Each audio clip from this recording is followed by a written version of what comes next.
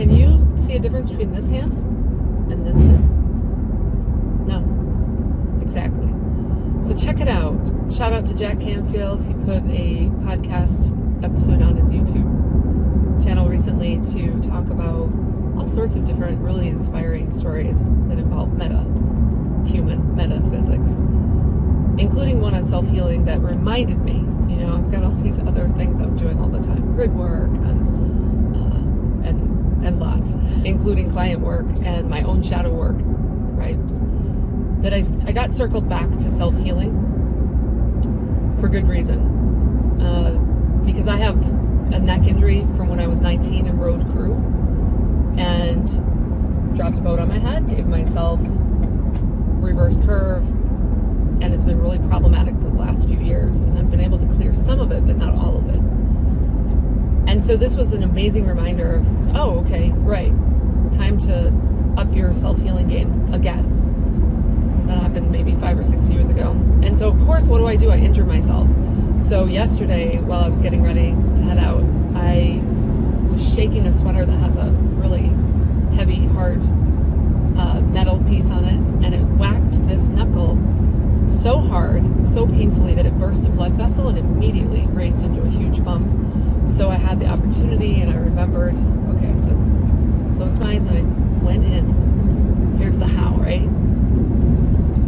And I could just feel that hand being completely normal, completely healthy. And within 30 seconds, the bump was gone. And then there was a little bit of a discoloration, so I worked on that a little bit more, just seeing, I wasn't trying to get rid of it, I was just seeing my hand as whole, fine, and healed, nothing wrong, no injury. That's what did it. And this, we know this from all the masters, right? Because in their presence of complete wholeness, no dis-ease can exist.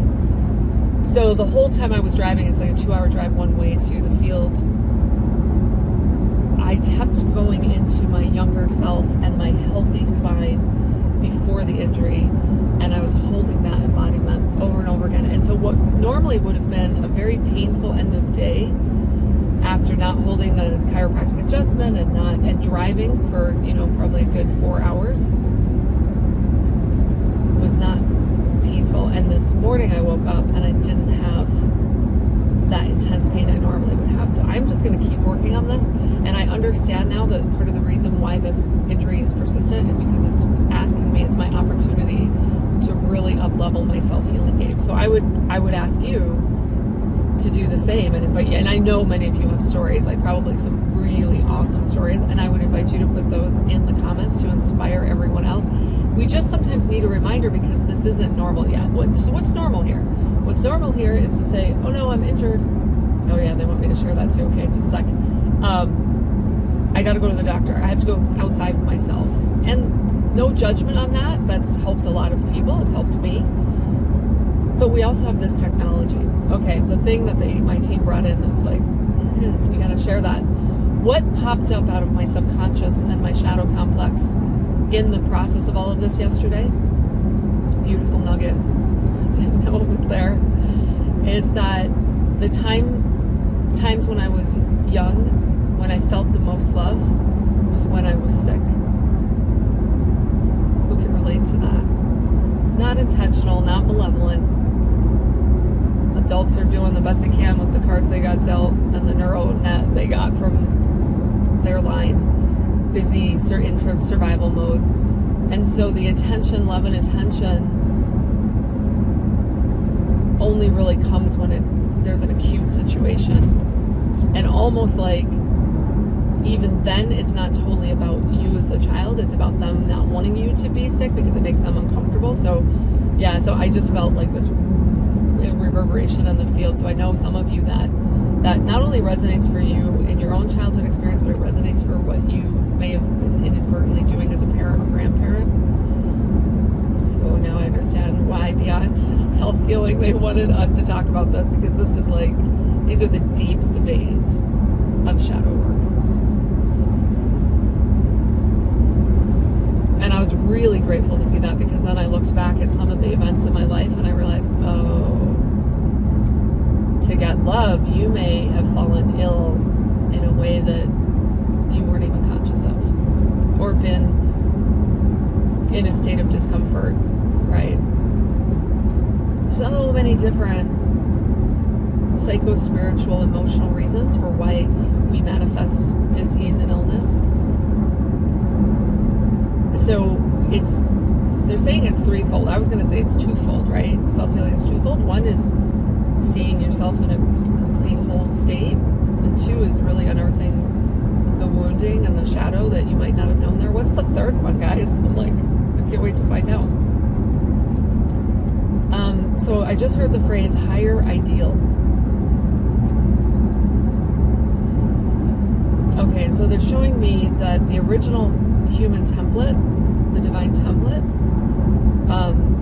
has no distortion, dis-ease, or density in it.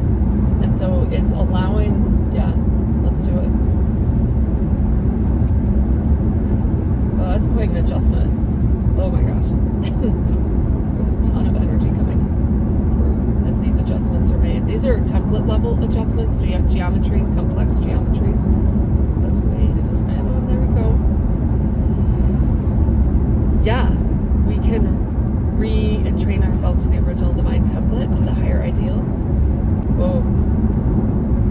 Do not do this while you're driving. I do field work all the time while I'm driving, so I'm accustomed to it, but please don't do this while you're driving, because it may take a lot of your focus. And actually what they're showing me is you won't be able to engage with it fully, so you won't get the full benefit. So as that higher ideal comes in, I feel a lot of it here in the core. Oh, that's different. Wow. Again, I've talked about it being like the metaphor of the kaleidoscope. That's what I'm seeing and feeling. You know, I start these videos thinking, we're just going to talk a little bit.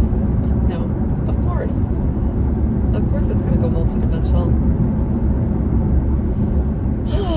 Take a deep breath. There's a lot that rearranged. Almost like a rusty lock.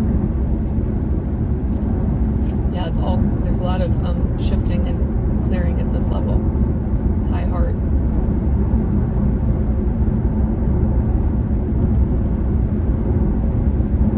So permission to live in the higher ideal of your original design. Self-heal. Unearth lovingly and gently and compassionately all that shadow. It just got handed down generation and after generation and after generation. We're going to stop now.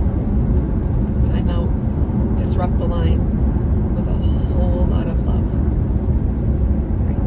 I love you all. Just a quick addendum. Right after I finished the video, ambulance came up really fast behind me and then drove past. So the outside world is constantly showing us reflections of, I'm sure many of you are seeing that.